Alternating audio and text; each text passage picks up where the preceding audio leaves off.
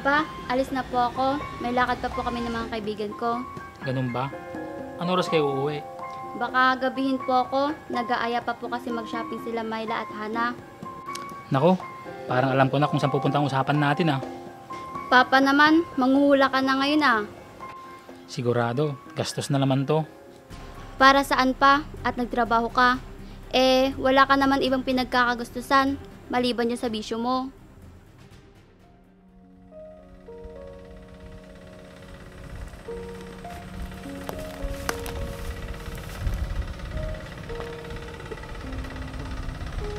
Ruby, malapit nang makapagtapos ang anak natin. Oo nga, Berto. Sana makakuha siya agad na magandang trabaho. Matalino ang anak natin, kaya sigurado yon. Para hindi niya maranasan yung hirap na naranasan natin. Kaya nga, sana gumanda ang buhay niya. Hindi kagaya natin na hindi nakapag-aral. Kaya nga, pilitin natin siyang makapagtapos. Tara na, Berto, at magluluto pa ako. Sige, tara na. Dahan-dahan lang.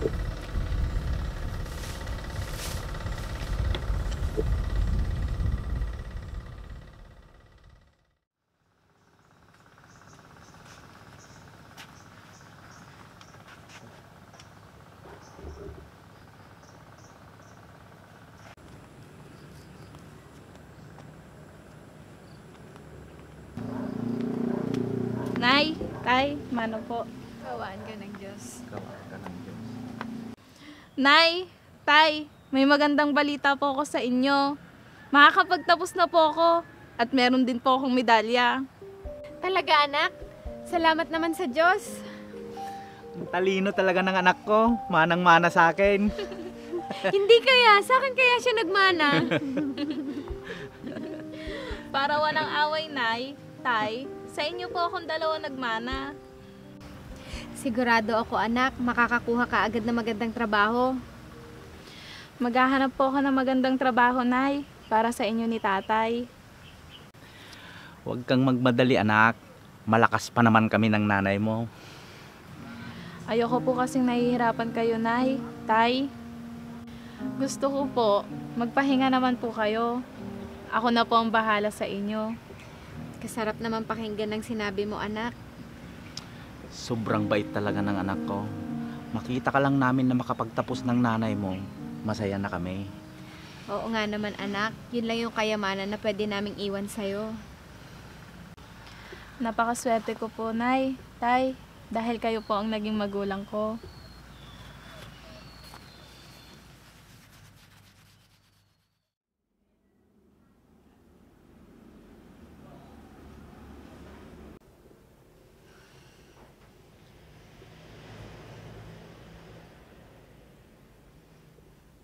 Pa, nakita mo ba yung bago kong bag?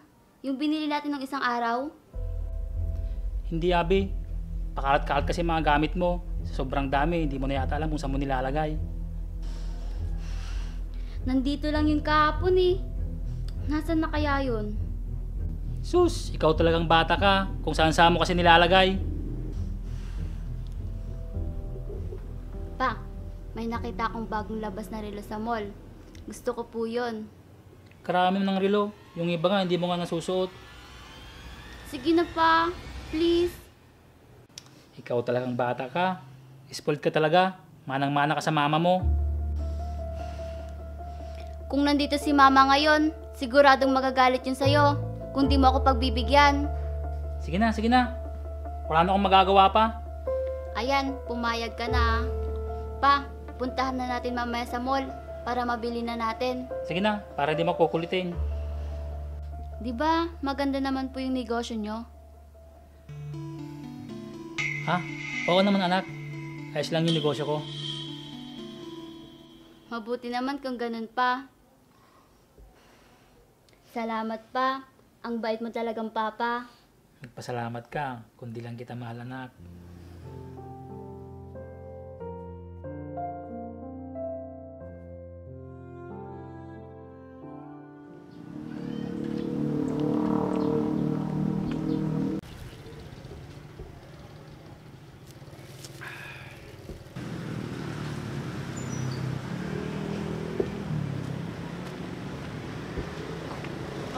naman maghanap ng trabaho.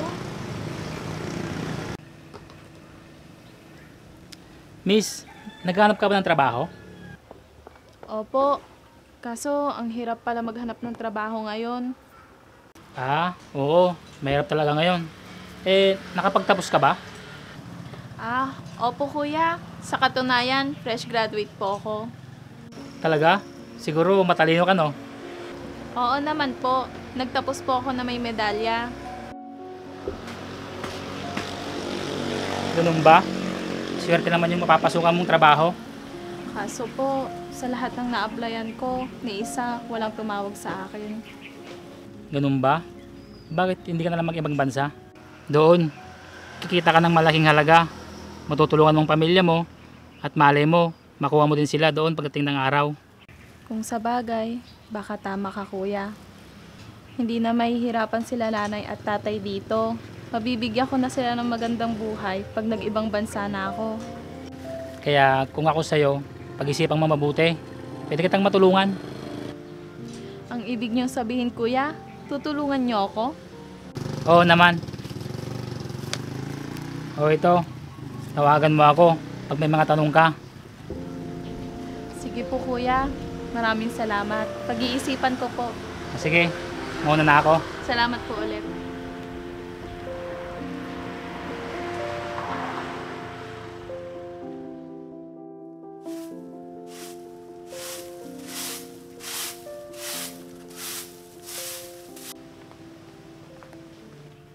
Nay? Nay? Nay? Nay? Anak, nandito ako. O anak, mukhang masaya ka yata. Nay, may nakilala akong lalaki sa waiting shade.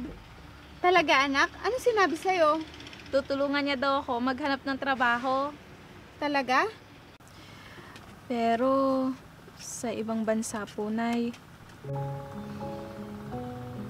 Iiwan mo kami ng tatay mo anak? Malaki daw po ang kita doon, Nay. At isa pa, pwede ko po kayong kunin doon para sama-sama po tayo.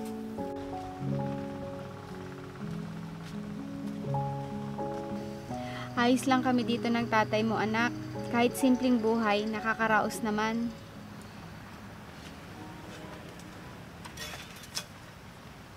Oh, ano bang pinag-uusapan ng mag-ina ko? At napakaseryoso nyo. Ito kasing anak mo tay, balak daw mang ibang bansa. Ha? Mag-abroad ka, Rose? Sana po, Tay, kung papayagan niyo po ako ni Nanay. Kahit ayaw namin anak, kung yun ang gusto mo, may magagawa ba kami? Sayang naman po ang pinag-aralan ko, Nay, kung hindi ko po gagamitin. Kaya mo ba, anak, na lumayo sa amin ng nanay mo? Hindi madali anak ang gusto mo. Kakayanin ko po, Nay, Tay, para sa pangarap natin na umasenso. Wala naman pong mawawala kung susubukan ko, di ba? Malay niyo po, gumanda po ang buhay natin at hindi na kayo mahihirapan pa. Sana tamang desisyon mo, anak. Nandito lang kami ng tatay mo anak, para suportahan ka sa mga pangarap mo. Maraming salamat po, Nay, Tay.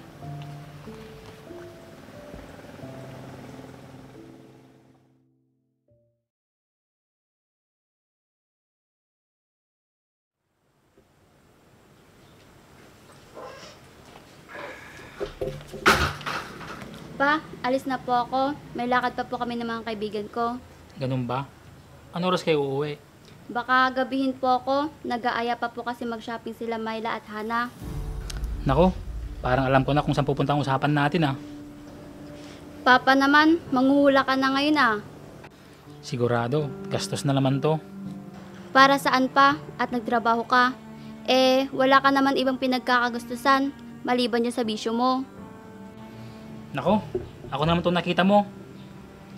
Si mama nga, laging wala dito sa bahay. Lagi niyang kasama mga kaibigan niya. Hayaan mo ang mama mo, magpakasaya sa buhay. Para walang maingay dito. Sige na nga. Pa, nasa na yung allowance ko para makalis na ako? O ito, Pa, pwede mong dagdagan? malaki na yan ah. May bibilin sana ako. Baka wala nang matira sa akin. Wala na akong pangkain. Ay, nakong bata ka. O ito, sige, umalis ka na. Baka mamaya humirit ka pa. Salamat pa. The best ka talaga. O, umuwi ka agad ah. Huwag yung puro gala. Opo pa.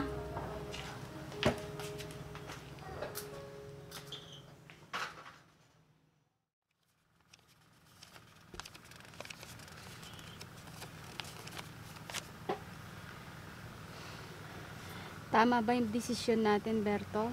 Na isanla yung bukid na sinasaka natin? Para sa anak natin, Ruby, at sa pangarap niya. Nay, Tay, alis na po ako. Ngayon po kasi ang usapan namin ni Sir JR na ibibigay ko ang pera para sa pag-aayos ng mga papeles ko. Sabi niya, mga ilang araw lang daw po, makakaalis na po ako. Ito na, anak. Ingatan mong mabuti ang pera. Sana nga makaalis ka na at makahanap ng magandang trabaho mo, anak. Maraming salamat po, Tay. Nay, mapagkakatiwalaan naman po si Sir JR. Sigurado ka na ba talaga, anak? Pwede pang magbagong isip mo. Si Nanay talaga. Andito na po ito, Nay. Sayang naman po kung hindi ko itutuloy. Para din po sa atin ito. Hayaan na natin ang anak natin sa gusto niya. Kung saan ka masaya, susuportahan ka namin, anak. Oo, Nay. Tay, mabibili na din natin lahat ng gusto natin. Huwag po kayong mag-alala. Sana nga, anak. Tanging hiling namin ng tatay mo. Ang gumanda ang buhay mo. Maraming salamat po, Nay. Tay. Huwag po kayong mag-alala. Kapag kumita po ako, kukunin natin agad yung bukid na nasanda. Mag-ingat ka doon, anak, ha? Opo, Nay. Sige, mag-ingat ka, anak. Punta na po ako. Sige.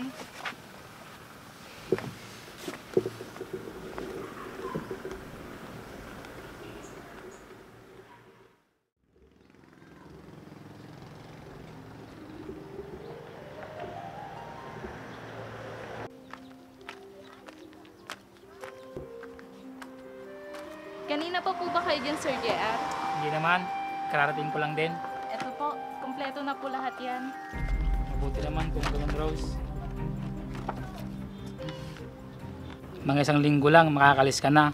Nakusap ko na yun, papasukan mo doon. At hindi ka ganong mahihirapan sa trabaho. Malaki ang kita doon. Talaga po, sir. Kasi yung bukid namin, sinanla lang po namin para may magamit po ako. Ganun ba? Makukuha mo din yun agad pag kumita ka na. Sana nga po, sir.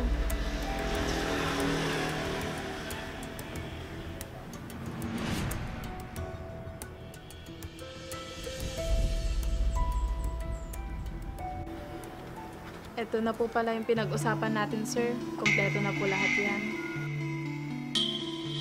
Salamat, Rose. Sigurado na makakalis ka. Tawagan niyo po ako at balitaan niyo po agad ako. Huwag kang mag-alala. Akong bahala sa'yo. Sige na, alis na ako. May kakusapin pa akong kasamahan mo doon. Sige po, maraming salamat po ulit. Sige, alis na ako. Diyos ko, kayo na pang bahala sa akin. Para sa pamilya ko ang gagawin kong ito.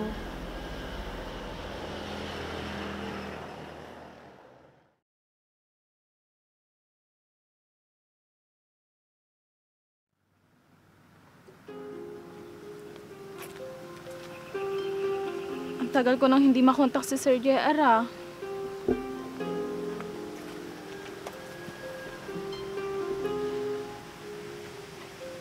Ano na kaya nangyari sa kanya?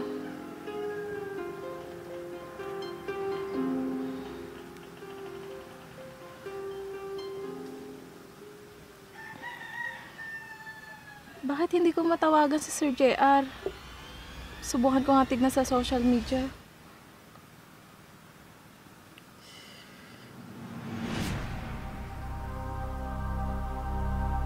Hindi maaari to.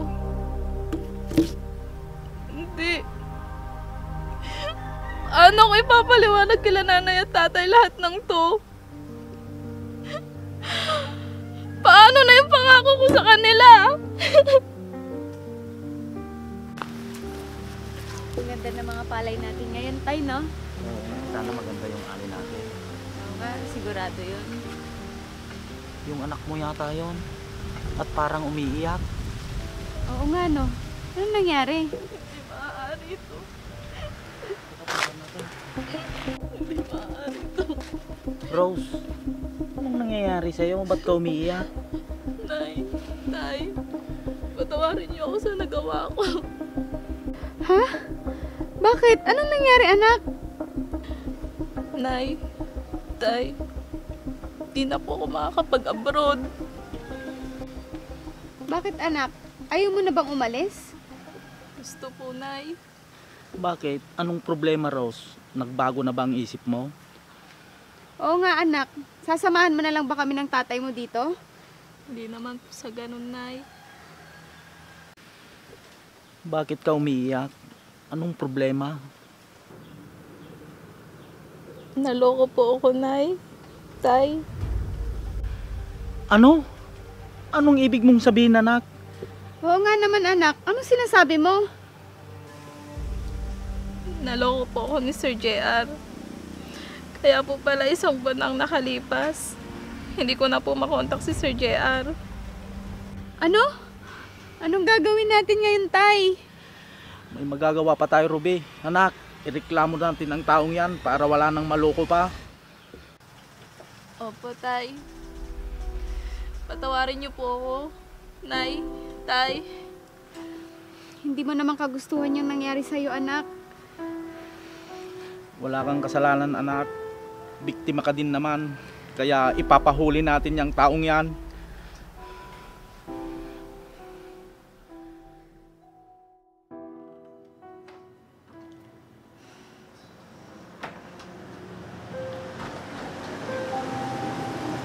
Nasaan ka na ba?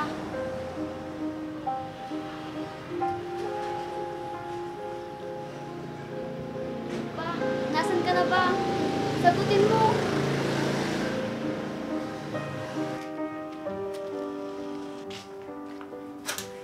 Abi?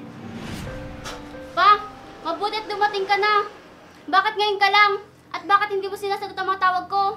Bakit? Anong problema? At balisa ka? Pa, may nagpunta pong pulis kanina dito. At hinahanap po kayo. Ano? Anong sinabi mo? Pa, anong ginawa mo? At bakit hinahanap ka ng pulis? Ang sabihin mo, pag bumalik, wala ako. At hindi ako nakatira dito. Tara sa loob. Mr. JR! Maaari po ba kayong maimbitahan sa presinto? May reklamo po kasi sa inyo na panluloko nyo sa mga tao at pangongolekta ng pera. Kaya sumama po kayo ng maayos sa amin para maiwasan ang gulo. Sir, sama po ako. Abi anak, sabihin mo kay mama mo sumunod Tara kayo. na po, Mr. Pa, JR. anong nangyari? Anong nagawa nyo?